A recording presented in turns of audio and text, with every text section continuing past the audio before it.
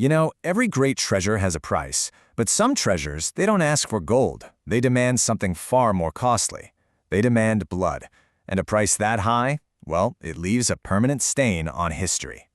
Let's go back in time. The year is 1739. Picture this: Delhi, the glorious capital of the Mughal Empire, is just in agony. The air is thick with screams, the famous markets are engulfed in flames. And watching it all unfold? A man named Nadir Shah. He's sitting on his throne, reportedly with a smile on his face, as his army tears the city apart. That's how many people were slaughtered in a single day. I mean, from sunrise to sunset, the city was turned into a vision of hell. And just when you think it can't get any worse, once the killing finally stopped, the real reason for all of it began: the looting.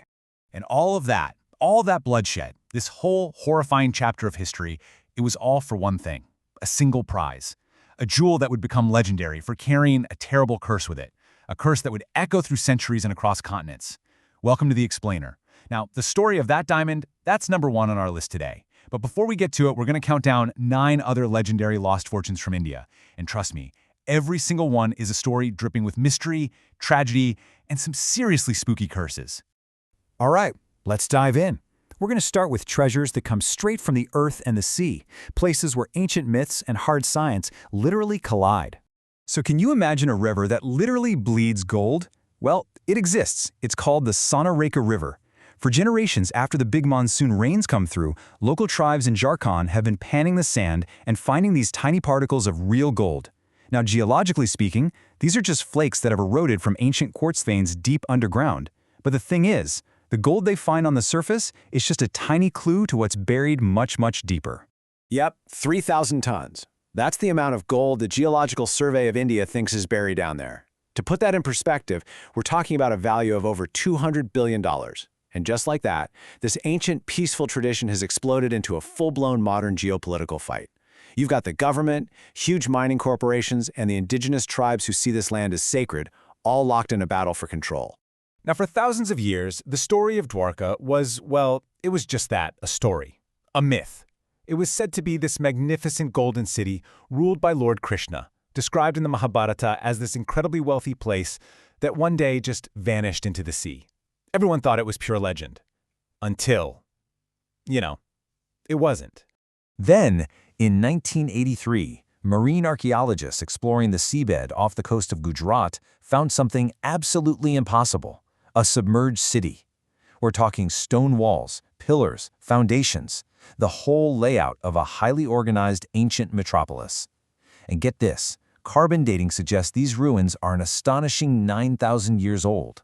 That's a time when most of the world was basically still in the Stone Age. It's a perfect example of how an ancient myth can hide a very real historical truth. But as for the city's legendary treasures, well, they're still down there, guarded by the deep waters of the Arabian Sea. Okay, next up, let's talk about the mind-boggling fortunes built by powerful empires and the absolute brutality that brought it all crashing down. So back in this heyday, the city of Hampi was a true global powerhouse. I mean, its markets were so rich that diamonds were supposedly sold by the scoop, like you were buying peanuts or vegetables. Just incredible. But then, in 1565, after a huge military defeat, enemy armies swarmed the city. For 6 straight months, they looted, they burned, they destroyed everything. And what they left behind are the stunning ruins you can still see today. But here's the thing, they didn't get it all. Even now, farmers and treasure hunters still find gold coins from that lost empire. Just a tiny little glimpse of the massive royal fortune that's probably still hidden there.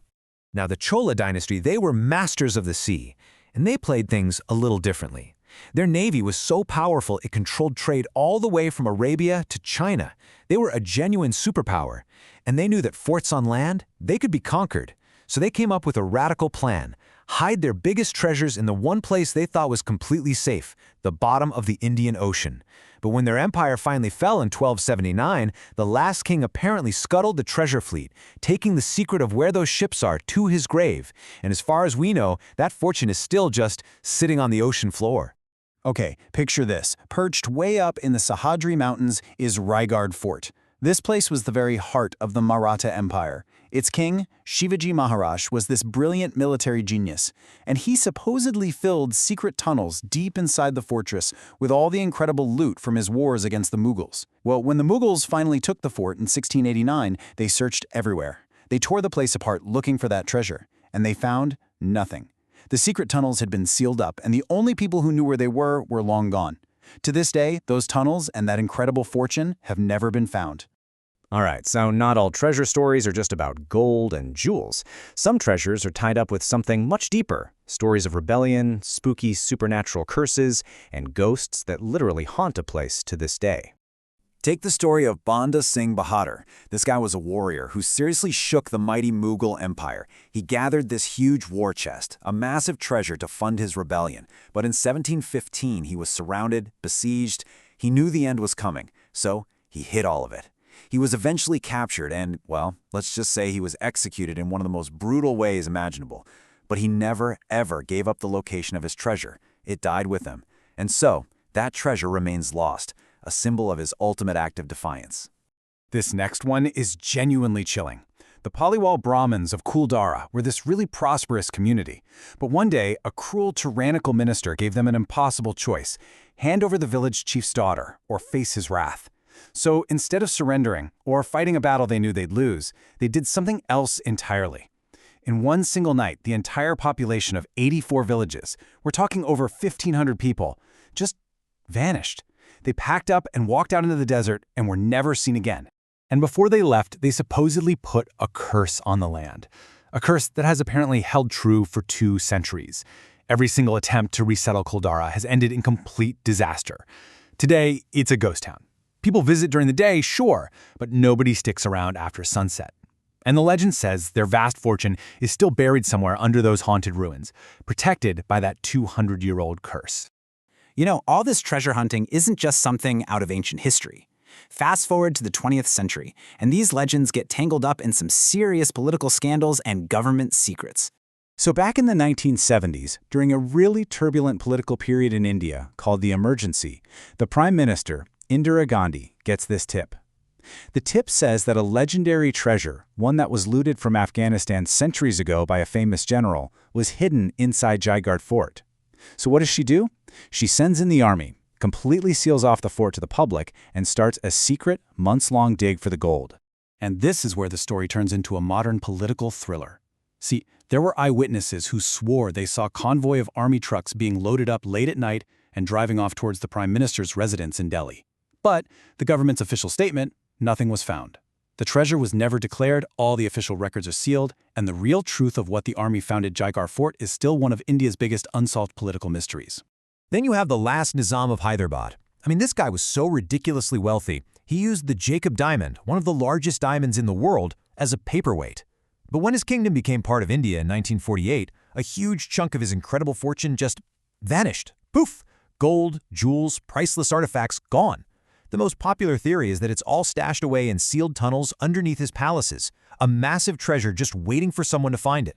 And that brings us full circle, all the way back to where we started.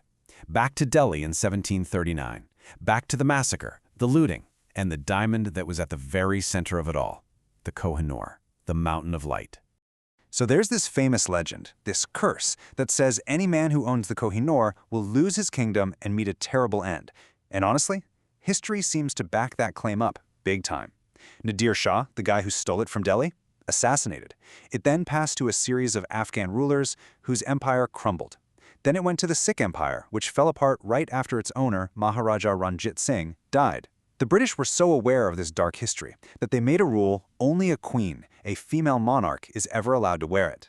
Today, the Kohinoor is kept in the Tower of London, but it's so much more than just a jewel. It's this powerful political symbol, a really painful reminder of colonial history.